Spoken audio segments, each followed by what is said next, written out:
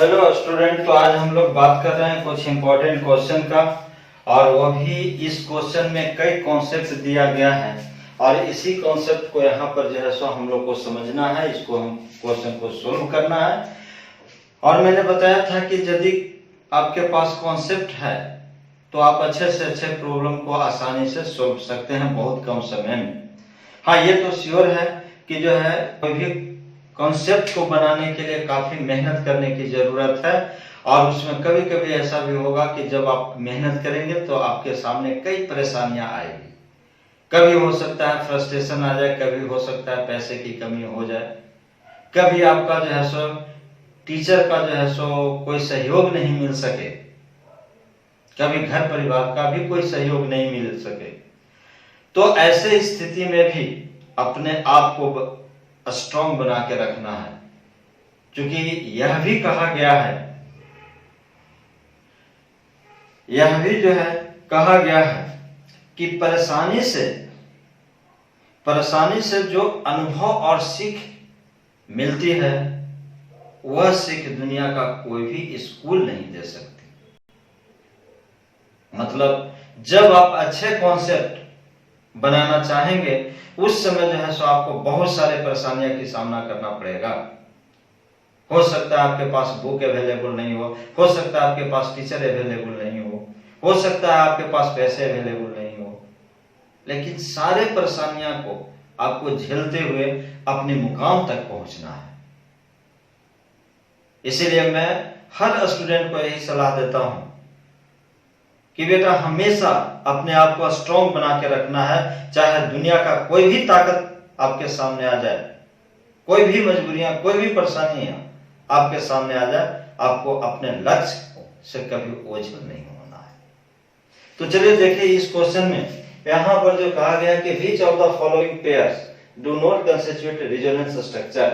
ये 4 जो है सो ऑप्शन दिया गया है और इस 4 ऑप्शन में ये पूछा गया है कि इसमें से कौन सा पेयर जो है यह आपका रिजोनेटिंग स्ट्रक्चर, रेजोनेंस स्ट्रक्चर को जो है नहीं शो करता है, नहीं जो है सो कंस्टिट्यूएंट रेजोनेंस स्ट्रक्चर। मतलब इसमें से कौन सा जो पेयर जो है रेजोनेंस को फॉलो नहीं करता है, रेजोनेंस स्ट्रक्चर को फॉलो नहीं करता है, ये पूछ रहा है। तो चलिए देखिए सबसे फर्स्ट ऑप्शन में यह जो कंपाउंड जो दिया गया है, तो देखिए यहाँ पर यह जो ग्रुप जो लगा हुआ है इस ग्रुप को हम लोग कहेंगे नाइट्रो। देखिए किस तरह से सोल्व किया जाएगा क्वेश्चन को, इसको कहेंगे नाइट्रो और यह जो है इसको कहेंगे नाइट्राइट। यहां से लिखेंगे नाइट्राइट, ठीक है।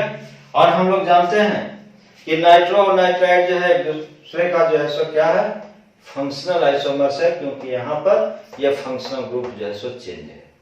मतलब यहां से देखिए कि यह जो है नाइट्रो N, इसको NO2 लिखते हैं और इस NO2 को हम इस तरह से भी लिख सकते हैं। देखिए तो N double bond O coordinate bond O, एक तरह से ये भी लिखेंगे और दूसरा O यहां से लिखेंगे N डबल बॉन्ड O। यही जो है सो स्ट्रक्चर आपको यहां पर जो है सो प्रेजेंट है। तो क्या ये रेजोनेंस शो करेगा? मान लिया जाए कि यहाँ पर ये बॉन्ड यहाँ शिफ्ट करता तो ये यहाँ चला जाएगा, लेकिन इसमें जरा देखें तो कोई रिजोनेटिंग स्ट्रक्चर नहीं होगा। यानी इस पेयर में एक शो करेगा, एक नहीं शो करेगा।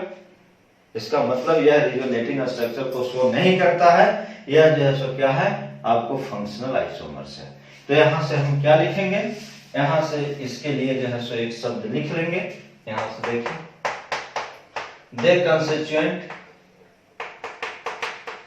दे constituent functional isomers, functional isomers, और यह मेंबर जो है आइसोमर्स कहलाएगा, लेकिन प्रोसेस जो होगा वो आपको आइसोमरिज्म कहलाएगा। अब देखिए ये जो सेकेंड यानी कि ये आपका ऑप्शन नहीं दे रहा है, मतलब ये जो है सो कहता है कि which of the following pair do not constitute resonance structure. तो ये जो है सो रेजोनेंस स्ट्रक्चर को नहीं बना पाता है, तो एक ऑप्शन तो आपको यहाँ से ये बन गया। सेकेंड ऑप्शन में देखिए यहाँ पर ए में मिथाइल ग्रुप लगा हुआ है, C डबल बॉन्ड O और यहाँ पर CH2 नेगेटिव चार्ज। अब ऐसी स्थिति में यह जो है यहाँ पर बॉन्ड शिफ्ट करेगा और ये चला जाएगा यहाँ पर।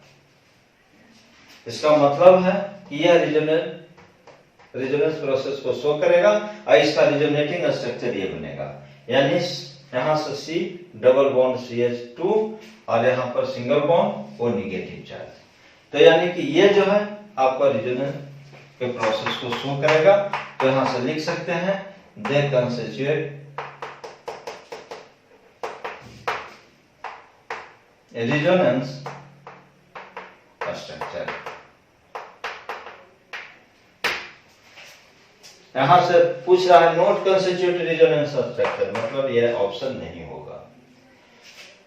इसके बाद नेक्स्ट में जैसे देखिए यहाँ पर Me और यहाँ पर मतलब मिथाइल ग्रुप दोनों लगा हुआ है, C डबल बॉन्ड O, यानी यहाँ से कीटोन, और ये जो है सो देखिए MECOH डबल बॉन्ड CH2, मतलब ये जो है इसको जरा हम इस तरह से देखें। देखिए यहाँ से यह CH2 और यहाँ पर H, यहाँ पर C डबल बॉन्ड O और यहाँ पर CH3। यह जो स्ट्रक्चर जो मैंने बनाया इसी स्ट्रक्चर को जो है सो यहाँ पर बना रहा हूँ। इसका मतलब यहाँ से देखिए यह मोर इलेक्ट्रोनिगेटिव, यह जो है सो बॉन्ड यहाँ पर शिफ्ट करेगा। जब यहाँ पर शिफ्ट करेगा तो इसके ऊपर पॉजिटिव चार्ज, इलेक्ट्रॉन का डिफिशियंसी, और ये इलेक्ट्रॉन को डिफिशियंसी को शो करने के लिए हम लोग पॉजिटिव चार्ज से इंडिकेट करते हैं। तो इसके ऊपर पॉजिटिव चार्ज यहाँ बन जाएगा निगेटिव चार्ज डेल माइनस। अब क्या होगा देखिए यहाँ से यह H जो है यहाँ पर शिफ्ट करेगा H प्लस के रूप में, और जब H प्लस के रूप में शिफ्ट करेगा तो ये बॉन्ड जो है सो चला जाएगा इसके पास। इसका मतलब यहाँ से इसका स्ट्रक्चर जो बनेगा यह जो है सो स्ट्रक्चर हम इस तरह से लिख सकते हैं, यानी CH2 double bond C single bond O H और यहाँ से CH3। देखिए यहाँ पर यही स्ट्रक्चर जो है आपको, यह स्ट्रक्चर जो है आपका यहाँ से ये बन गया। इसका मतलब जो है इसको हम कीटो फॉर्म बोलेंगे, यह कीटो फॉर्म और यह जो है सो इनॉल फॉर्म। तो कीटो और इनॉल फॉर्म यह दोनों के दोनों जो है सो क्या होगा आपको टॉटोमरेज नेचर को शो करेगा, यानी टॉटोमर्स कहलाएगा। ये दोनों मेंबर टॉटोमर्स कहलाएगा। ठीक है, अब यहाँ पर जैसे थोड़ा सा कंफ्यूजन आता है स्टूडेंट को, वो मैं क्लियर कर दे रहा हूँ। रिजोनेंस और टॉटोमरेज दोनों में काफी डिफरेंस होता है। रिजोनेंस को कभी टॉटोमर्स नहीं कहेंगे, कई रीजन होता है। एक रीजन कि जो रिजोनेंस जो होता है उस रिजोनेंस में केवल और केवल बॉन्ड का शिफ्टिंग होता है, यानी जो बॉन्ड पेयर इलेक्ट्रॉन जो है, मतलब हम ये कह सकते हैं कि जो पाई इलेक्ट्रॉन्स है या पॉजिटिव चार्ज है या नेगेटिव चार्ज है, केवल उसका शिफ्टिंग होता है। एटम का कोई शिफ्टिंग नहीं होता है। लेकिन टॉटोमरेज में बॉन्ड का भी शिफ्टिंग होता है, मतलब सिंगल डबल बॉन्ड में डबल सिंगल बॉन्ड में कन्वर्ट करता है, और साथ ही साथ वहां पर एटम का भी जैसा शिफ्टिंग होता है। यह कहलाता है टॉटोमरेज। टॉटोमरेज जो है एक रियल कॉन्सेप्ट होगा, लेकिन रिजोनेंस जो है केवल और केवल एक इमेजिनरी कॉन्सेप्ट होता है। तो ये दोनों में काफी डिफरेंस होता है, और इस डिफरेंस से देखें कि रिजोनेंस में यह जो है सो आपको यहाँ पर जो है सो केवल बॉन्ड का शिफ्टिंग हुआ है, इलेक्ट्रॉन का शिफ्टिंग हुआ है, लेकिन यहाँ पर एटम का भी शिफ्टिंग हो गया है। और इस एटम में यहाँ पर CO ग्रुप लगा हुआ है, लेकिन यहाँ पर जो है सो अल्कोहलिक ग्रुप आ गया, मतलब दोनों जो है सो फंक्शनल ग्रुप चेंज। तो टॉटोमरेज जो है इस तरह का नेचर को शो करता है। तो टॉटोमरेज कभी भी रिजोनेंस नहीं मानेंगे, ध्यान रखेंगे आप इस कॉन्सेप्ट पर। तो इसका मतलब है कि यहां से जो है सो हम लोग लिख सकते हैं, मतलब यह जो है सो इसको लिखेंगे कीटो फॉर्म, यह कीटो फॉर्म, और यह जो होगा इनॉल फॉर्म, इनॉल फॉर्म। तो यहां से लिखेंगे the constituent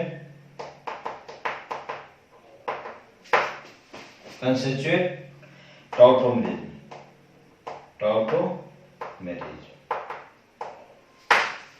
इसका मतलब है कि यह भी रिजोनेंस को प्रोसेस को नहीं शो करेगा, यानी यह भी ऑप्शन बनेगा। अब जरा इस पर जरा बात करते हैं। देखिए तो यह fourth option MECH double bond CHMe, और यहाँ पर क्या है MECH2CH double bond.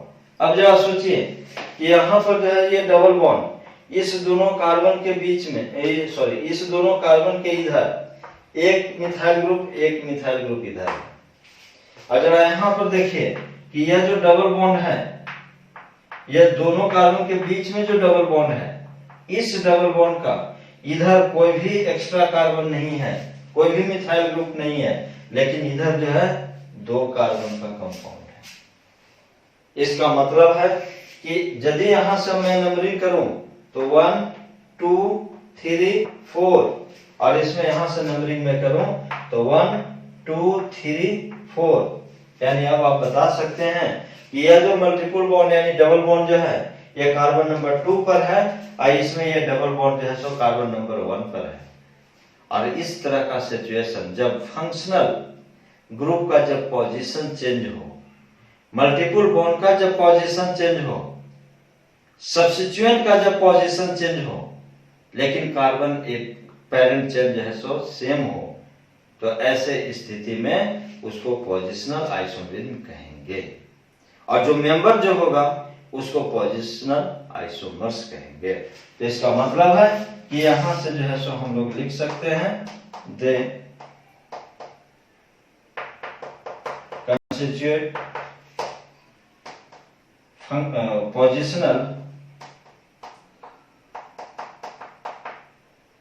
Positional isomerism.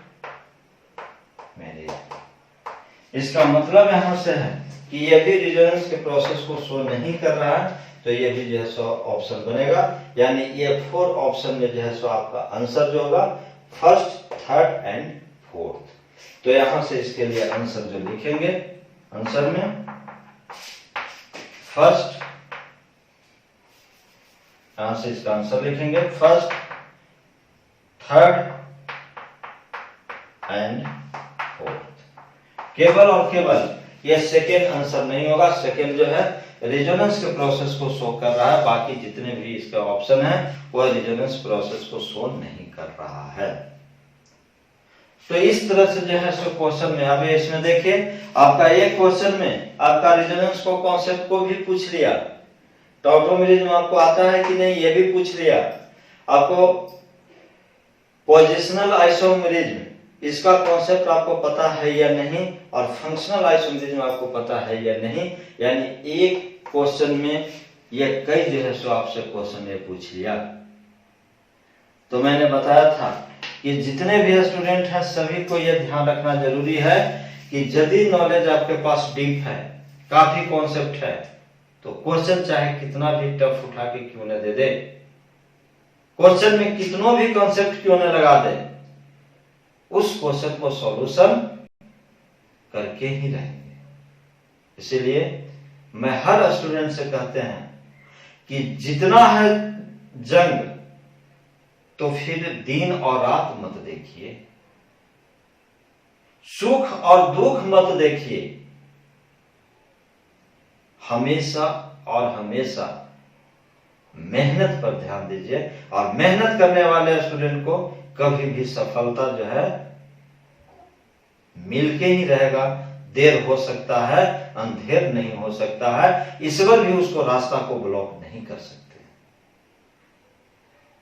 तो ठीक इसी तरह के फिर हम लोग जो है सो नेक्स्ट क्वेश्चन का फिर हम लोग जो है सो नेक्स्ट वीडियो लेक्चर में हम लोग देखेंगे, उसमें इसी तरह का कॉन्सेप्ट और भी आएगा, क्योंकि उस कॉन्सेप्ट में उस टाइप के क्वेश्चन में बहुत सारे कॉन्सेप्ट रहेंगे, और उस कॉन्सेप्ट को कहां पर यूज करना है वो हम लोग देखेंगे। तो इसके बाद हम लोग फिर मिलते हैं नेक्स्ट वीडियो लेक्चर में।